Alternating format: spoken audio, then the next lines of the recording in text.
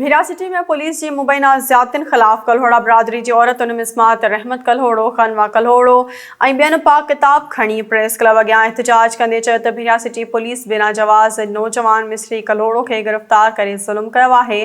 खेनि ख़दशो आहे त जड़तू मुक़ाबले में हाफ़ फ्राए कयो वेंदो। मामले जो नोटिस वठी इंसाफ़ कयो वञे। थुल भरिसां ॻोठ एतबार ख़ान खोसो में पीपी शहीद भुट्टो जे मरकज़ी अॻवान नेक मोहम्मद खोसो जे 31हीं वरसी मल्हाई वई। वरसी तक़रीब में पीपी शहीद भुट्टो सिंध जे सदर ज़ुबैर अहमद जतोई, शहीद जे भाउ कामरेड हाजी फैज़ मोहम्मद खोसो ऐं ॿियनि शहीद नेक मोहम्मद खोसो खे ख़राज तहसीन पेश कयो। तलहार भरिसां उमराणी बिरादरी जी ॿिनि धुरियुनि में मामूली ॻाल्हि तां झेड़े दौरान लठियूं ऐं कुहाड़ियूं लॻण सबबि नौजवान शमशाद उमराणी सख़्त ज़ख़्मी थी पियो, जंहिंखे तिबी इमदाद लाइ तालक अस्पताल मुंतक़िल कयो वियो। होॾां वारसनि जी फ़रियाद ते वाक़े जो केस तलहार थाणे ते दाख़िल कयो वियो। ॾेहरकी में सदाम हुसैन लाशारी जे क़ातिलनि जी गिरफ़्तारी लाइ सियासी समाजी तंज़ीमुनि तरफ़ां अवामी होटल खान जसम अॻवान, कमाल महर जसकम अॻवान, मीर हसन लाशारी ऐं ॿियनि जी अॻवानी में एहतजाजी मुज़ाहिरो करे धरणो हंयो वियो।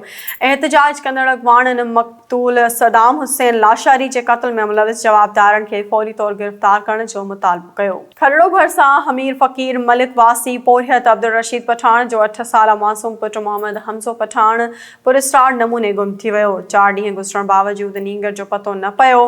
मुख़फ़ी नींगर जे वालिद अब्दुल रशीद एसएसपी सांघड़ खां मुतालबो कयो त नींगर जी ॻोल्हा में मदद करे वधीक परेशानी खां बचायो वञे। सेवण शरीफ़ में दरगाह लाल शहबाज़ कलंदर जे मैनेजर जी नाअहली सबबि ज़ाइरीन खां भुरलुट जो सिलसिलो रुकिजी न सघियो। दरगाह कलंदर शहबाज़ जी मज़ार अंदरि जाली धागा बंदि, फ़क़ीर ऐं प्राइवेट ख़ादिमनि जो आज़ार वधी वियो, जंहिं सबबि ज़ियारत लाइ ईंदड़ माण्हू सख़्त परेशान आहिनि।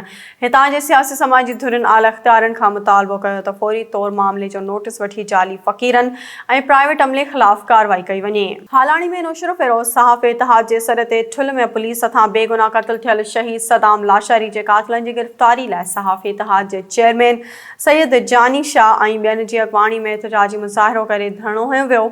एहतजाज कंदड़ अॻवाननि एसएसपी जैकमाबाद खां मुतालबो कयो त मामले जो नोटिस वठी शहीद सदाम लाशारी जे वारसनि सां इंसाफ़ कयो वञे।